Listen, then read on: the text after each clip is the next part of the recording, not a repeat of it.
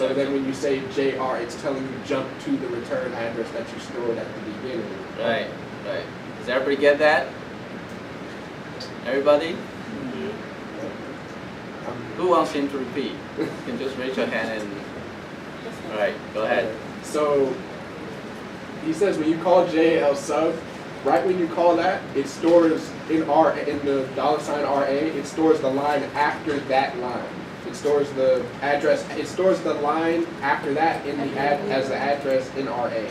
So that when you do the subprogram and get all the way to the end and call it JRRA, it knows that you're saying jump back to the address that's in RA, which is the line after you call the subprogram. This is line, right?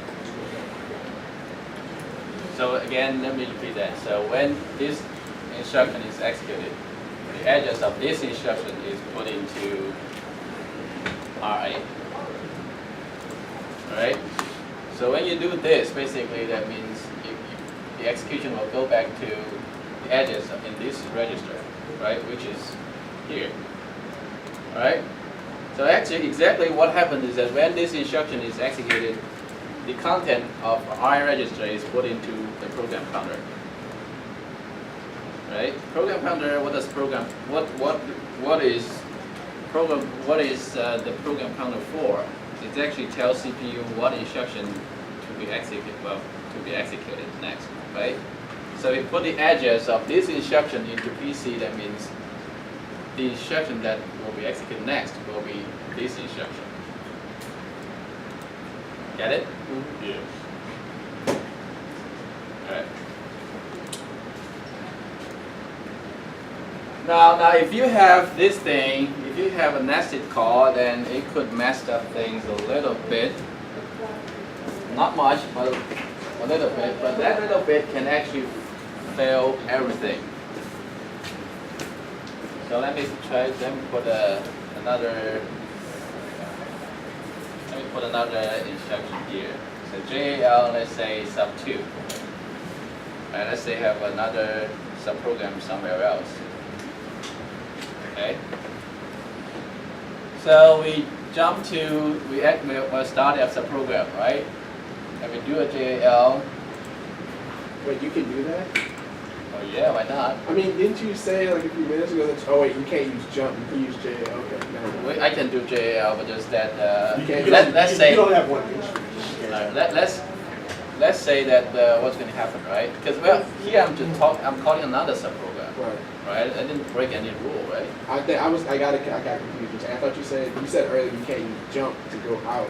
I mean, you can't use just J to go back to like above, like to label it, but you can still use JL. I can use it. Well, see this instruction. Yeah, this instruction. This is what? Yeah. So this instruction is to use JAL to call another subprogram. That's totally fine. So now look at this. What problem I'm going to have when we do this? So you call this subprogram, right? Yeah. Here.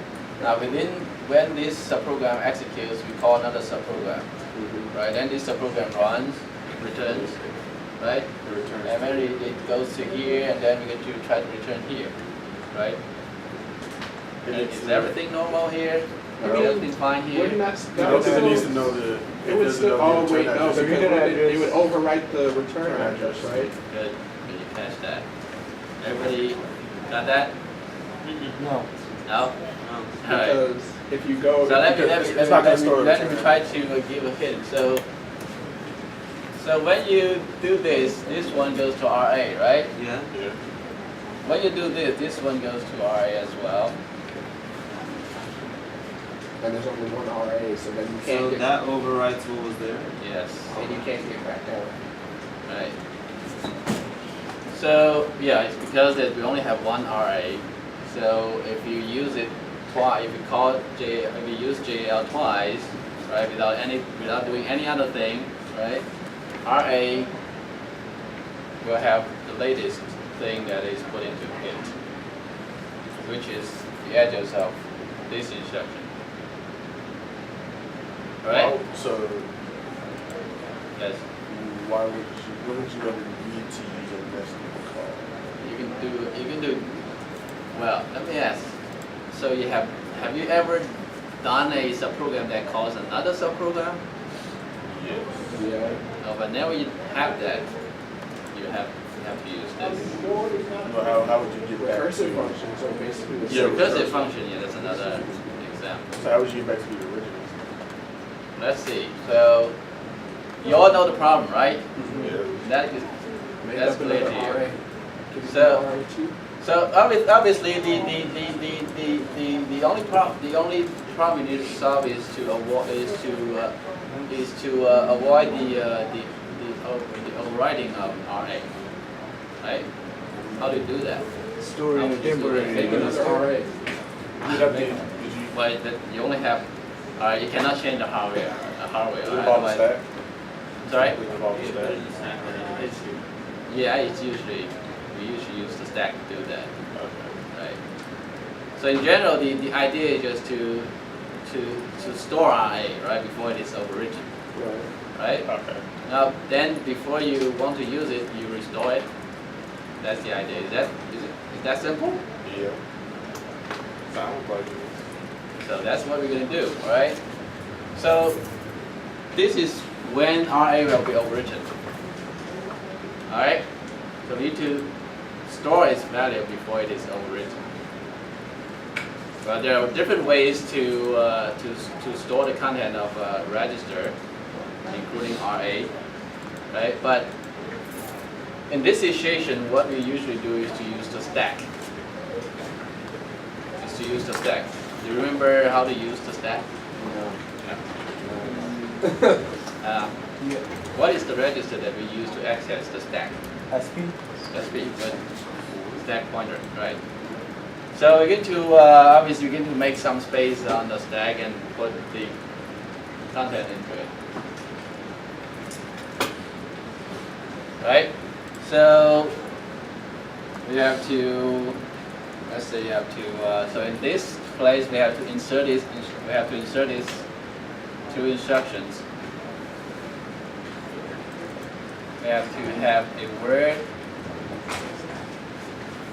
We have to get a word from the stack. This is -1. -1, right? SP -1. So we have, should we have, sorry, -4. -4. Right? 4 bytes. So every register has 4 bytes. And then what should we do next? Put add RA to SP. I don't know. I'm guessing. Any other answer? Um, What do we do next? You would do add, What did you say, Barry? I said the store address. Store. say word. Yeah, no, yeah, because it's a word. You have to add. You have to Okay. say space for 4 bytes. So we're going to have to do. I don't know why. Wait, Professor.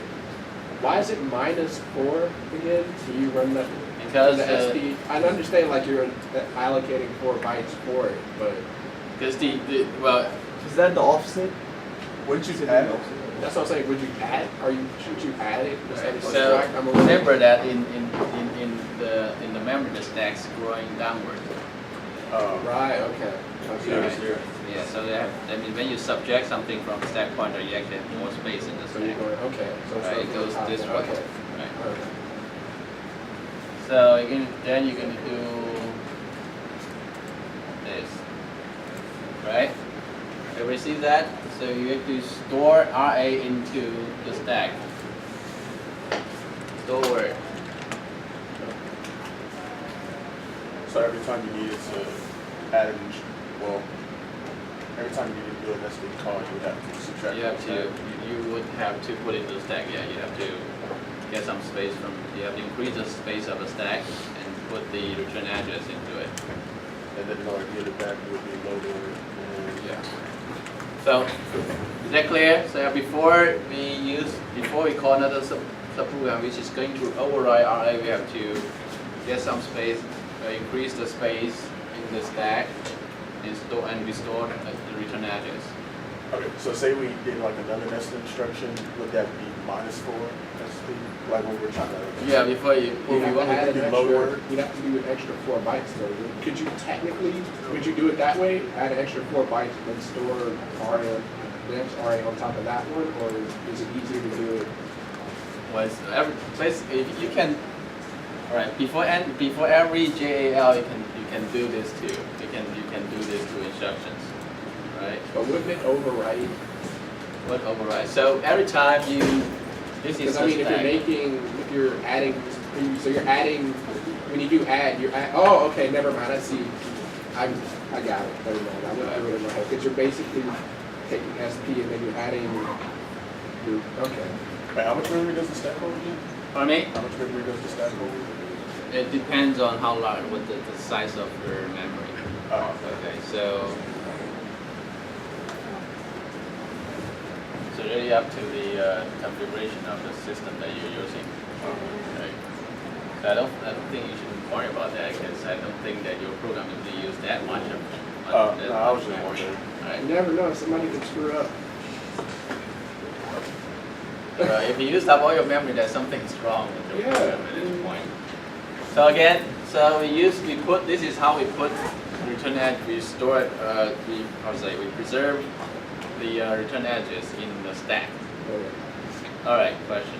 So wait, if you do that before every time you jump back out, don't you have to change the 0 in front of the store word? Because Hold on. So this is preservation, right? yeah, So when you want to use it, right, you actually need to restore it. yeah, but then if you do it, well, When you restore it, let me finish. All right. When you restore it, you actually need to load it back. Oh.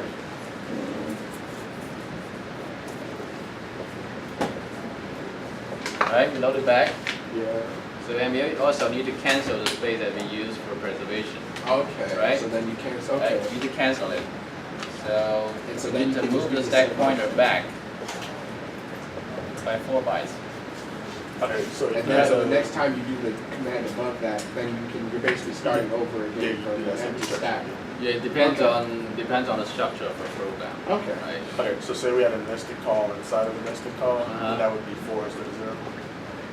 It's still I mean, 4. no, Right. like, So if you have No, a the 0 is the 0 in front of the store. now if you have another nested call, then basically this is the first preservation, right? Then you're going to have another preservation. So instead of 4, it would be 8. Instead of minus 4, it would be minus 8. Now every time, so this minus 4 is relative to the current top of the stack, Right. right? so You know what I mean? I would never So, have to so use- whenever you do this, you change the top of the stack. Right. You're Okay, moving- so next time you want to get another 4 bytes, you just need to add minus 4 to it. Oh, so you don't. 0, So, okay. I so see you don't what have to worry about So adjusting. you don't Yeah, have no, to. it's- So basically, no, every no. time you're gonna add another 4. Okay. and Instead then of store just it doing in it all. 0 because that's the design. Right. Instead of doing it all at the beginning and then having Right, so to. let's Oh, say yeah, because it's like a stack. Right. It So says it's has- a stack. Yeah. Stacks SP has the top of the stack. Right, I got you. Always the top of the stack. And if you increase the space of the stack, the top also changes, right? Right. Gotcha. Yeah. Yeah. Okay, so it literally works like a stack. So yeah, so this is basically the basic idea to do with nested calls, right? Quite simple. You preserve the return edges before you do the nested call, right? And when you want to return, when you want to return, you restore the return edges from preservation. Is that clear? Out. Question? Put that X's. Oh, that X's. A question? Let's say we want to add a second value to the stack. You want to, between these two, you want to manipulate the stack.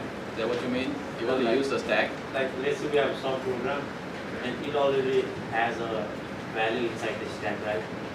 Then again we go like one level down and let's say we want to add another value. So it means you mean this program wants to use stack. Is that what you mean? Basically like how we store. I just want to see like you wrote SP comma minus 4, right? Right. So next time when you like use it again next time, what would it be? Oh no, because he's saying Basically, before you do that again, you're gonna have to return the previous value of RA. Like if you're gonna have a nested call and another nested call, it's like a regular stack. You're gonna have to add. You're gonna have to change the top of the stack so that you can still add another 4 bytes. It's just the top of the stack pointer is at the top, so that when you add another 4 bytes, it's gonna go from here to another 4 up here. So the RA you had before is still down here, but the next one you're gonna have is above it, so that when you call it, when you restore it, you're gonna restore the first one and then come back down and then restore the next one and then you're done. I guess let me try to do this, see whether you can. But it's like a regular stack basically. see. Like every time you add something to the stack, Your the top top changes. changes. So like you're like subtracting -4. So instead of going up, is it like going down and Yeah. Yeah. Or is it at the lowest? It's like you're adding Alright, the top alright. is here. So the stack again, the stack grows downwards. So that means the top actually is at the bottom. The top actually is at Yeah, the is at the okay, lower that edges. makes If you have subtract, actually it's like it's a stack just upside down. Okay. It's a real world stack upside down. Alright, you can put it that way. Can you like take it upward? I mean, just put 4 and then If you had 4 set up basically, the offset.